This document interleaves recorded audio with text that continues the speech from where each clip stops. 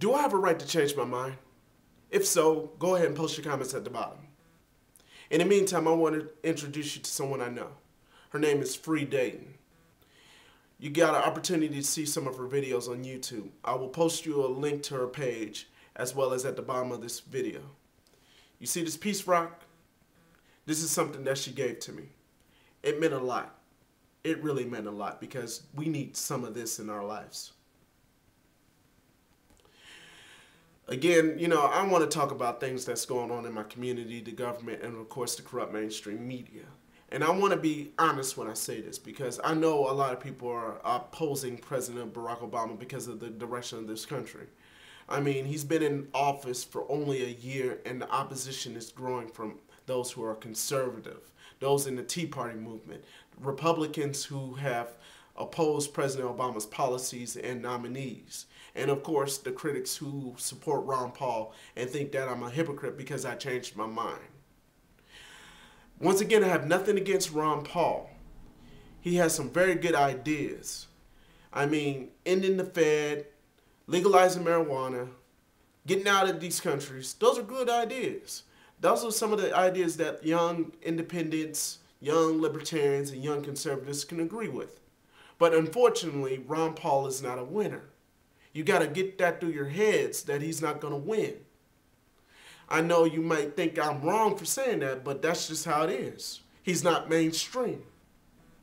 In 2007, I did a video talking about what's going on with the economy in Dayton, Ohio.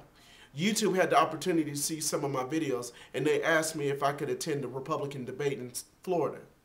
It was being watched on CNN. I agreed. So I flew out to St. Petersburg, Florida, and had the opportunity to meet the Republican candidates. Not only I met Ron Paul, I met Mike Huckabee, John McCain, Mitt Romney, Rudy Giuliani, and Fred Thompson. I got the opportunity to see Ron Paul supporters. I got an autograph from Ron Paul, and even got a Campaign for Liberty t-shirt that I got from one of the tea parties in St. Petersburg, Florida. Unfortunately, you know, I noticed that many of the Ron Paul supporters will fight to the very end. And they did. Ron Paul didn't win the Republican nomination. John McCain did. And he eventually lost in the general election. But throughout the Campaign for Liberty is still a growing movement. And they want to run Ron Paul once again for president in 2012. At age 74, Ron Paul right now represents the 14th district in Texas. He's facing a tough re-election. He's got 3 Republican challengers who are challenging him for the primary. All of them are disagreeing with Ron Paul because they think that he's trying to run for president, then run for his district. Now, I know you want to channel your anger into my page because I'm dogging on Ron Paul. No, I'm not dogging on Ron Paul. Again, he has great ideas. But again, he's not a mainstream candidate like Mitt Romney or Sarah Palin or Newt Gingrich. These are the people that the Republicans see that can win an independent voter. They're not the most conservative, but yet they can win independents. All this populist stuff has got to stop. I mean, you're not going to end the Fed. We may get to legalize marijuana, and government is not going to get any smaller. It's going to get bigger by the next president.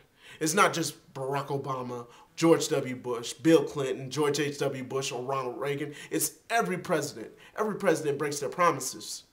You don't know what you're going to get into once you become president. You see, President Barack Obama got into 2 wars, an economic turmoil, unemployment above 7% at the time, now at 10%.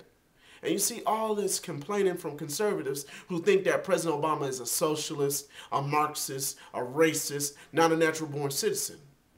Some of that stuff is harbored in the Tea Party movement. And that's some of the reasons why the Tea Party movement is turning against Ron Paul. It's because he's not following their rule of law. You got to oppose Obama regardless. And he's doing a fine job at it. Many of his colleagues, including himself, have voted against everything. But yet they accept the tax stimulus for their projects. I just don't get it. It's hard enough to explain this to those who don't agree with my message. Do you know your congressman?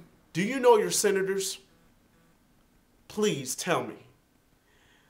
I know you can channel all your anger into Barack Obama because he's the president. That's fine. But all this stuff about impeaching him, trying to remove him from office, I don't know. It's just not going to work. What you're doing is just being divisive.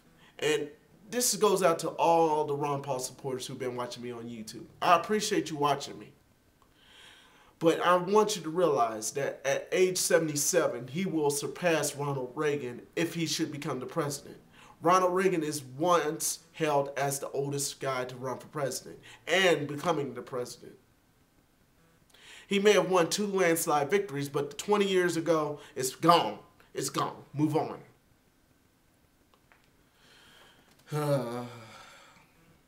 It's not going to go through your heads because you're not going to listen. And that's fine. Campaign for liberty. Go ahead. Campaign all the way to losing. Because you know how to understand. Ron Paul is too old to run for president.